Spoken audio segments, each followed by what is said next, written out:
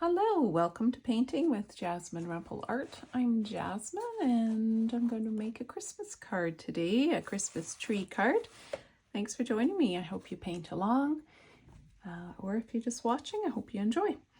And then try your own another time. Today I'm going to be focusing on using a salt technique to get this lovely sparkle effect on my tree. I've created quite a few of these cards because they're fun and really easy to make, and I'm going to be using them for my family this year and friends for cards for them. So I'll quickly go over my supplies. I'm using a Strathmore watercolor card. This is a 5x7 and it's cold pressed, 140 pounds. I buy these on Amazon in sets of 100. They come in sets of 50 as well, and I think even smaller sets if you want to give them a try. I've been using them for a few years now and they work really well. I've got my card taped to a board because I like to move around my paper while I'm working. I've got my water, my paper towel. It's dirty because, not dirty, it's got paint in it. I don't think paint is dirty. I love paint.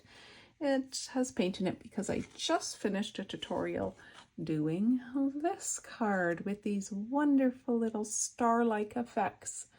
So if you want to see this tutorial, basically it'll have a title something like Make a Christmas Tree with Sparkling Lights Using Water. Something like that. Anyways, today we're doing that with salt. So I've got my paper towel, my water. I'm using Windsor Newton professional level watercolor paints, and I'm using some metallic paints as well. These happen to be fine Tec Pearlescent colors.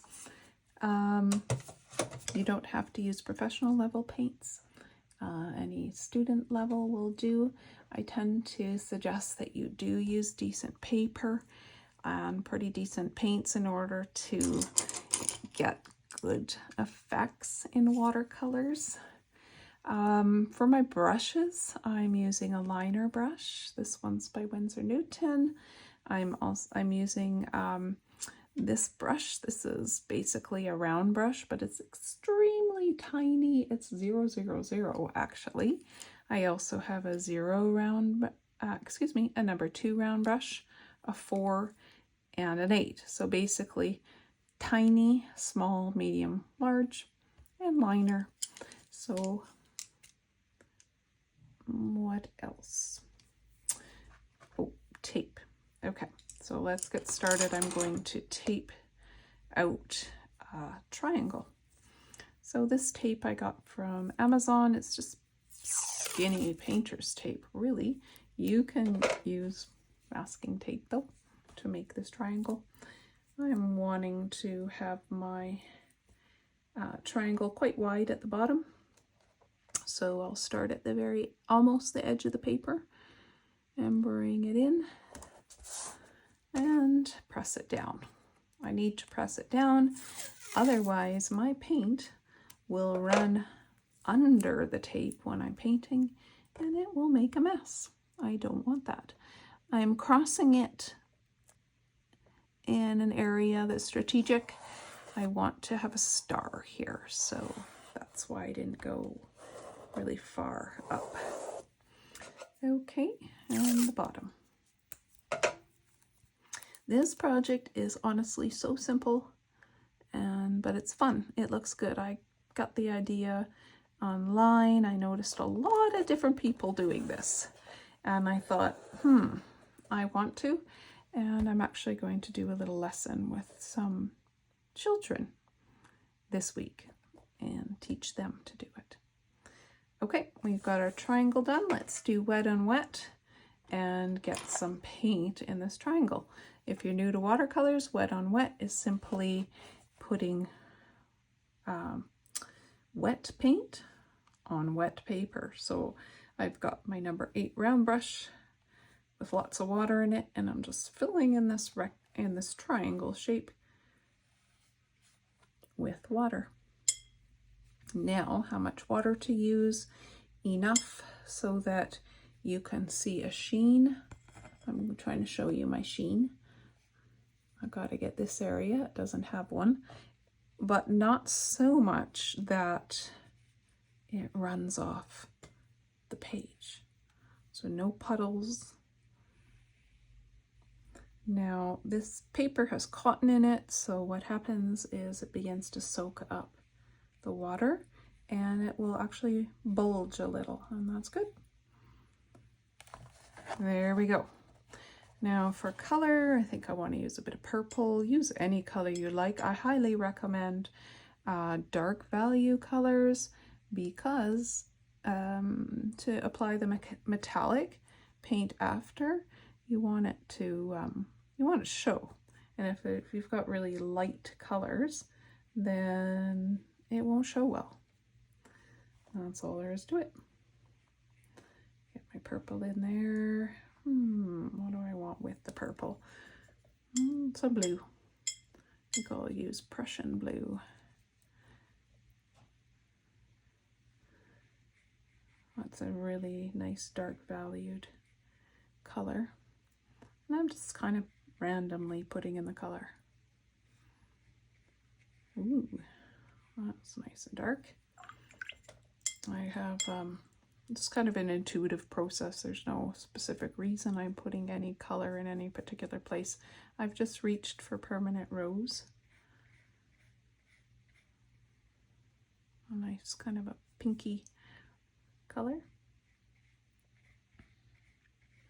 And in some areas I'm using my brush and it's blending, and other areas I'm not. I'll just leave it as is. Okay. So that looks quite nice. Now, salt. Oh shoot, my salt's on my table. I've got to go get it. One moment. Okay, I'm back. This is kosher salt. And I'm reaching up and sprinkling it on. I kind of wanted it to, I want it to scatter so that it's, how do I explain it? I don't want like a concentrated pile of salt in one area. That's why I lift up high, so that when it scatters, it spreads everywhere. And I had to be pretty fast to go get that salt because the trick with using salt on watercolor to get these lovely effects that I'm after is it has to be just the right wetness. The paper has to be a certain wetness, and it's hard to describe what that wetness is. You'll know as you practice. There is too wet, where the salt will end up really not looking good, and then there's not wet enough where it really won't work. So if you've never used salt on watercolor before, take some time to practice. I actually have a YouTube video about experimenting with salt. It's experimenting with different types of salt, but ultimately it will, it's fun to try. And I just do swatches of color and sprinkle salt, and it ends up making just such a nice effect. The other thing is now I'm going to need to wait for this to dry. I'm not going to blow dry it. When you use salt, you want to give time for the effect to happen. I'm just going to move this up a little closer. If you're new to watercolors, I want you to see that, or if you're not, I know you probably enjoy this process as well. It's already starting to create this nice little white marks that can look a bit like glistening lights or sometimes snowflakes, etc. So now it's time for me just to let this dry, and I will come back once it is. I let this dry in real time, and then when it was mostly dry, I blow dried a little. One thing for certain is you really have to make sure that this is completely dry before you rub off the salt. I have already rubbed off the salt, and there's this lovely glittery effect. And so now comes the fun part of adding some extra decorations. So actually I'm going to leave that on. I was about to peel it off, but I'm going to leave it on for now. I'm reaching now for my my liner brush, and I'm going into my metallic paints, and I'm going to use one called Pearl Gold. It's really very beautiful. And I'm just going to do a very simple garland on this.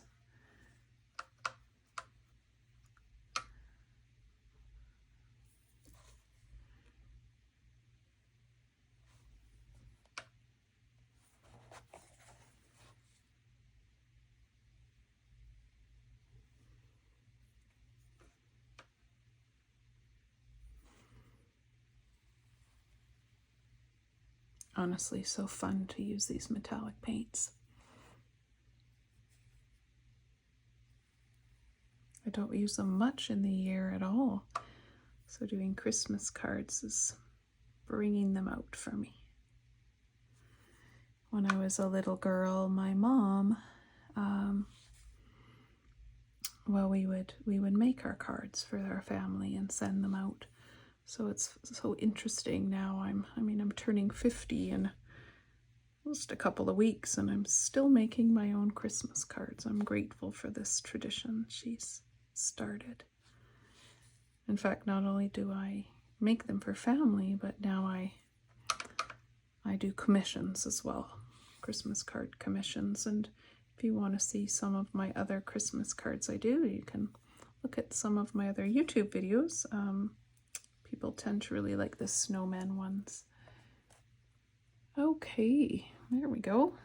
I'm not loving the one at the bottom, but let's not try to be too perfect, hey? All right, how about some simple little balls here and there, or rather lights, if you will.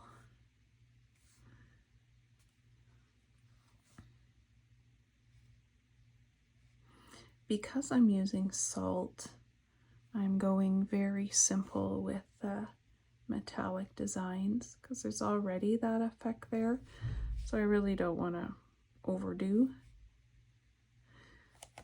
and that's actually good enough. I'm going to have another video where I'm doing a Christmas tree without salt, and in that one I kind of just add more. I'll show you a couple here. So here's just a tree with lots of different metallic colors, and there's another one with kind of a more special design. Okay, I'm going to peel this off and do a star and some splatter, add a trunk, sign it, and then I'm done. Easy as that. And boy, does that ever look good.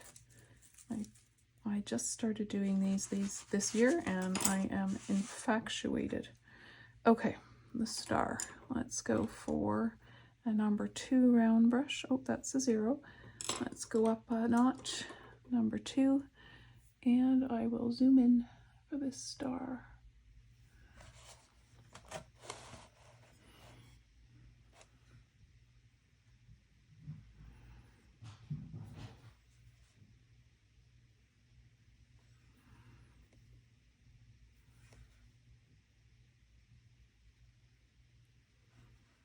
Oh, it's going to be a little crooked.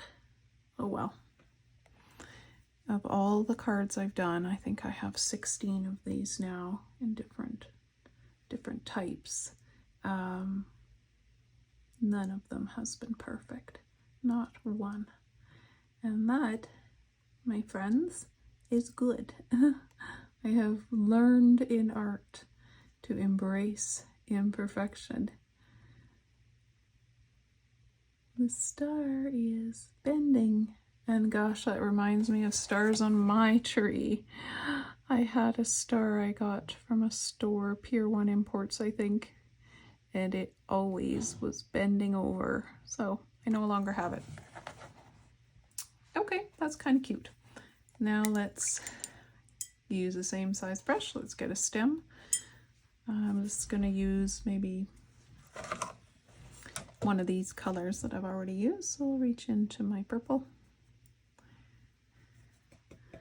Let's do a very simple little stem at the bottom. I do some lines to measure it out first, and then I fill it in. Just tap my brush on the paper towel as I had too much water.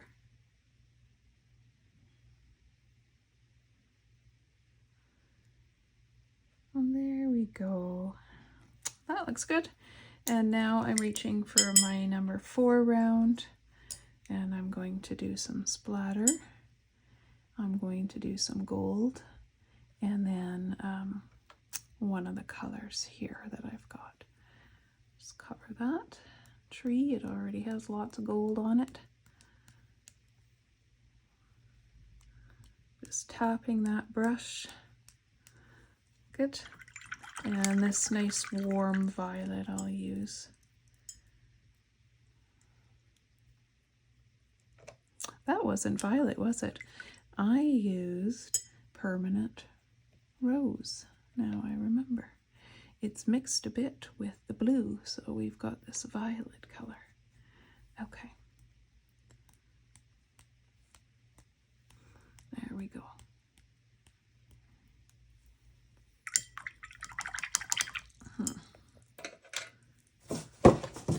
Reaching for tissue. I've got the watermark there, and these ones maybe went a little more splattery than I want. So you know what I'm going to do? I am going to get that wet with my brush, and then I'm going to use my tissue, and what happens, it's quite amazing. Actually, it lifts that right out.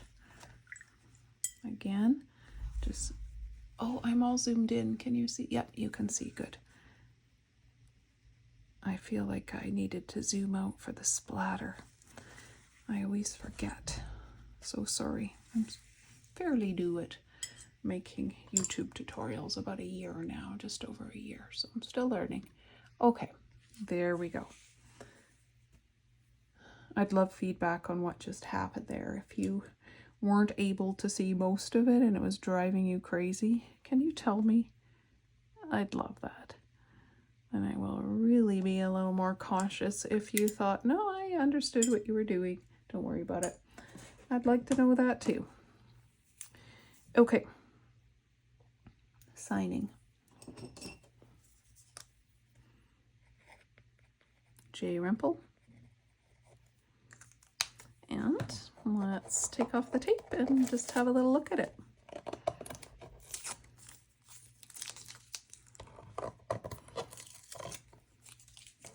Someone's going to like this when they get it with a nice message inside. Oh, there it is. Pretty. Thank you so much for joining me. I hope you make your own. If you do, and you want to share it with me, you can find me on Instagram, Jasmine Rempel Art, or on Facebook, just Jasmine Rempel. You can send me a message. People do show me the things they make from my tutorials, and that's just really nice. Also, if you want to see more videos, subscribe, and I'd love it if you put a like on this if you've enjoyed what you've seen. Bye for now. Happy creating.